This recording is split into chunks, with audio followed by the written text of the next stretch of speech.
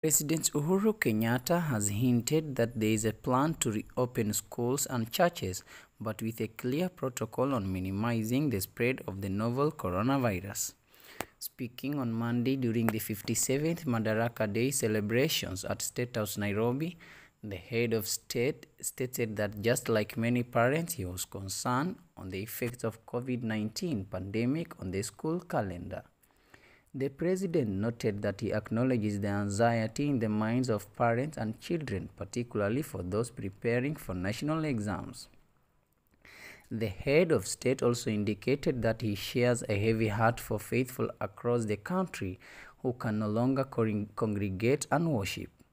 Consequently, he directed the Ministry of Education to fast-track and finalize the ongoing consultations with stakeholders and come up with a guideline that will help in resumption to the education activities in the country. The guideline should also include the protocols to be followed by all learning institutions in order to guarantee not only safety of children but that of parents and grandparents, said President Kenyatta. At the same time, he directed the Ministry of Interior to devise guidelines and protocols to be followed by churches and worshippers to ensure the safety of congregants amid the COVID-19 infections. In issuing the directives, the president said he was conscious of the growing number of infections in the country. So far, the country has reported cases 1,962 and 63 deaths. 474 patients have recovered.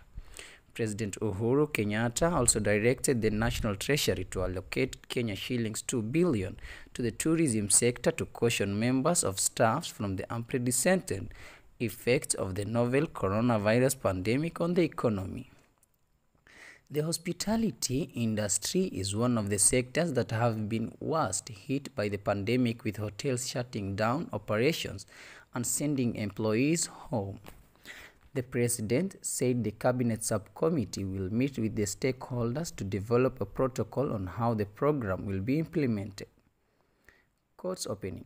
I have noted with concern in the fact that our hospitality sector that has been greatly hit as a result of lockdowns.